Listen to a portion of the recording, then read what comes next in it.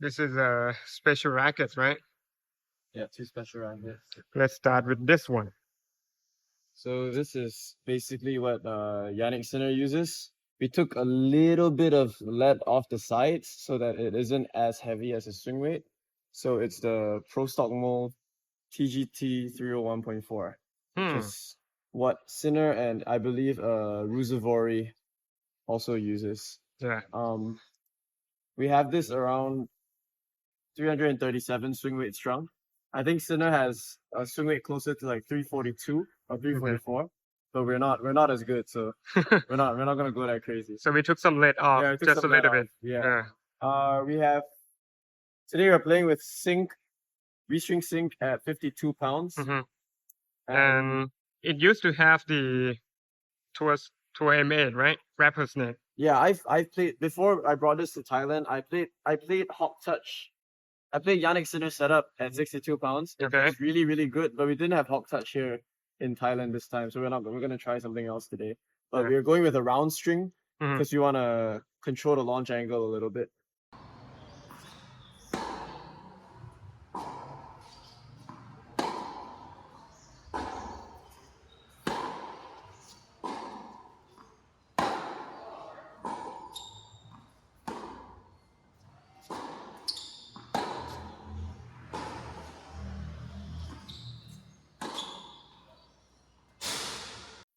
Okay, so we just finished playing, and Yep. we're gonna give you guys the impression on these two rackets, which is the Head Speed MP Pro Stock Yeah. Cinnamon. So it's a TGT what? 301.4. Okay, and but it's not from Sinner, right? No, it's not from Sinner. So I got this from one of my friends in Slovenia. He's called Jan. He's about ATP 1,200 right now. So he switched rackets to a Pro Stock Radical, and so he sold me all six of his speeds. Okay. And yeah, but he customized it to Cinespec before, as in he was using Cinespec before sending it over. And I think that's because this racket plays the best at that spec. And you can see that there is no MP over here. It just says speed. But Nice. on the retail, there's going to be the MP 500 riding over here, and Yeah. over here on the head as well. There is no, and it's glossy, so Yeah. it looks pretty good though. Yeah. See, this one is actually quite my favorite paint job for the Yeah, speed. for sure. I think in the history of the current, I'm sorry, hit the current hit speed doesn't look great. You got the Legend releasing soon that looks a bit better, but Yeah. but it's not Djokovic racket, so I'm not buying it. Anyway, At least they should try to make it 18 by 19. yeah, I know they can't do 95 because it's not easy to sell 95. Yeah. But like 18, 19 would have been nice. I think it would have sold really well. Yeah. So All right, let's we'll go- talk about it. We'll go over one more thing. So this is, if you wanted to find the non-pro stock version of this, we've both tried it before. Yeah. It's the Graphene Touch Speed MP, which is 4 generations back. Wait, no. Oxalic 2, Oxalic 1, 360 plus 360, Graphene Touch, 5 generations back. And the signature thing about this speed was that was the last speed with a 22 mm beam. So this, if you look at the profile, it's definitely, I don't have a retail speed here for you to see, but it's definitely a lot thinner than I mean, not a lot, 1 mm, but if you put it side by side, it looks pretty obvious. And I think for us, we both feel like our cap in terms of like how thick we want the beam to be, like at most we like it at 22. Yeah. We like Me a lot too. of rackets there. Except for him and for me, like I think the Percept 100D is the exception to that rule for me. Me too. Yeah, I Yeah. agree with that. And another thing is that it has a share hole, Correct. like double share hole. The first two crosses and the bottom two crosses are share holes, as you can see. Yeah. And so we played I tried to customize the Graphene Touch as closely as I could to this, but because of the way like retail rackets work, when they put 300 grams there, it's very difficult to reach Sinus swing weight and balance. If you watch 10 Com's video, like he goes over like how difficult it was to get it close, right? So I did manage to get it close with mine, but you can't do what they do and put like silicone in the handle to get it to that spec. If not, it kind of you're not able to get the balance correct. And I can't tell you for sure if the silicone makes a huge difference. I personally like the touch. He doesn't, right? I know. But we both love this racket. Yeah. So yeah, I'll let him go over his impressions. So of the racket first, let's talk about is it feels the same like this graphene touch? Honestly, it doesn't. The graphene touch, like when I strung both at 62 Hawk Touch to get as close to center spec as possible, and it like the graphene touch feels harsher at that tension, 100% for sure. Yeah, maybe for sure. maybe it's a silicone, but also just the feel of the string bit. Like this racket does not feel stiff like at all, even compared to the current speeds. The current speeds are quite comfortable, but this is like it's comfortable and you can really feel the flex when you when you hit the sweet spot. Yeah. Yeah, I think you're right. So I don't know about the balance because I never try customize the graphene touch up to this spec. But what I can say is that the flex, I feel like this one is very low, probably like 60. Yeah. From what I feel. It sure feels like that. Yeah, and it flex like all over the place. But on the graphene touch, it just like stiff the whole thing. Yeah. Yeah. So yeah, the flex profile is different. And this one is very special. Like when you hit the sweet spot, it's like buttery. It's like boom, and it pop the ball out like Yeah. something like that. And the ball goes like really fast and straight. Okay.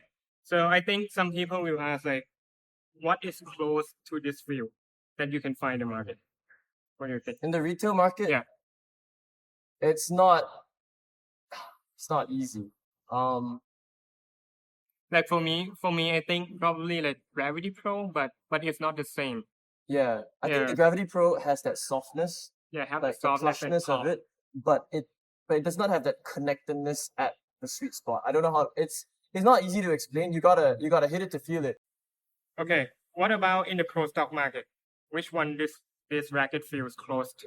your opinion, Closest would yeah. be another 22 racket called the H22. From Wilson? Yeah, which we have reviewed before on Yeah. this channel. And the H22 has that very signature pop as well, but it doesn't feel as whippy. Hmm.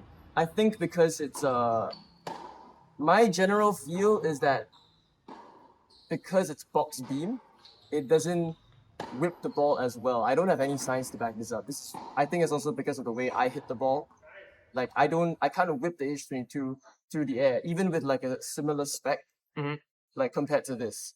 But the interesting thing is that I feel like only the 1820 H22 feels close. Yeah. The 1619 doesn't feel the same as this. I even though totally the- agree yeah, with you. even though it's supposed to feel closer because the string setup is the same. Yeah. I mean the string pattern is the same, but the 1820 like H22 just feels has more of that pop and that easy power. Yeah. Like I think one thing for Tan is because like his preferred swing rate is like around 325, 326 Yeah. strong. So he loves the feel of this. But I think like playing wise, like you have to adjust your stroke a bit to get as much depth as you're comfortable with. Yeah. Okay. So for me, I agree with you that it feels like H22 18/20 Yeah. in terms of the flex and the pop. Yeah. So on the H22, I never customize it up to this spec. Right. That is like 340 swing rate or Yeah. something. So for me, the H22 plays a little bit easier. And so for this one, it's very polarized, right? Because the waist is all here and all here. So for me, the way it swing, I feel like I really have to making all the effort to swing this racket on every shot. Like on the H22, I can just go half swing and block the ball back and redirect the ball with the plow. But this one, because the weight is over here a lot, it's really hard to get the racket head through. Yeah. Yeah. So that's probably why Sinner has a lot of lag on his stroke, right? Yeah, Because the weight exactly. is all here. Yeah. Yeah, but for me, yeah, I cannot do that. So it's a little bit struggle for me to play with this one. But once you get your wrist relaxed and go with the lag, yeah, it hits like really, really good. Okay, so we just move outside. Because the court booking was over. Yeah. Yeah. Let's continue. Do you think this one is powerful? I think the the power comes from for me, I think the power comes from the swing rate itself. I've not tried this. I've tried the Graphene Touch in pure stock form. It isn't that powerful, but this one, maybe because of the swing rate. I mean, if you put more weight in the hit, it's naturally going to get more plow and more power, but it's also going to be a bit more demanding when you want to like adjust like your swing and stuff like that. Yeah. So but most of the time when like when I play against like other people, especially like back home, they tend to say that like I hit like compared to all the other rackets that I use, like that this one gives the most weight on the shot. And when we talk about weight of shot, we're talking about a combination of both like spin and speed. A lot of people think like, oh, the ball's heavy because it's fast, but no, like I think it's because of the revolutions, because it's polarized, which is giving you that whip, and then because it's heavy. So like when you hit through the ball, you're getting a lot of pace on that ball, but you need to be able to swing. So I don't think like it's easy to play with for like an extended period of time, like to play like a 2 hour, 3 hour match. I think you're gonna really feel it in like the third set if it goes to a third set. But other than that, like I mean, my favorite racket right now, whatever string setup like feels good, but it definitely isn't for everyone because you need to be comfortable with higher swing rates. Yeah, for me, I think it has power, but it's controllable. It's not like unpredictable like some of the versions of Speed MP, Right. the retail. Yeah, this one you have to work your way to it. Yeah. In order to like hit the ball through. But once you can do it, the ball is really heavy. Like the ball from him hitting to me is like, oh, it's fast and it's really hard to handle And it with. kicks at you, I Yeah. guess. Yeah. And for me, on good shot that I did, which is not that many, I can feel like the racket really go through and the ball like really go. I will say that because if you go on the forums and like you look at people talking about like what whether you can make the retail like this, I think it plays quite close in terms of like how the ball comes off the racket.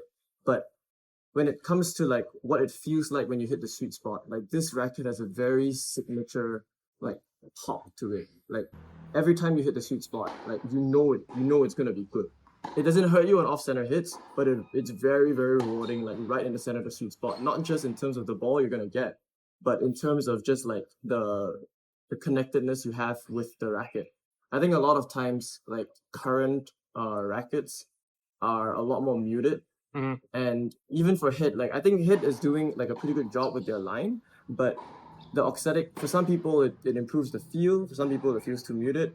Another racket that we both don't like a lot is the Blade 98 V9. Like I don't play badly with that racket, but it's the opposite of this, right? Where okay, not opposite in terms of like it's not uncomfortable like anywhere outside the sweet spot, but it just feels exactly the same everywhere, like to me. And I don't get that responsiveness, and I don't understand. Like I don't particularly always know like where the ball is on the racket. For this one, like you've hit the center when you hit the center because the sound is very signature. The vibration you get, like both like hearing and also like when you feel it in the forearm, like in the shoulder and everything, like it's very, very signature. Like you gotta hit it. You really gotta hit it to know. Yeah, it's hard to explain. Exactly. But Yeah. and it's unique and you cannot find this feel on any rackets. Yeah. Except like the H22. Yeah. All right. So that's about it for today. We're taking off. So stay tuned for more reviews and more content. We'll see you in the next one. Thank you for watching. See you. Thank you.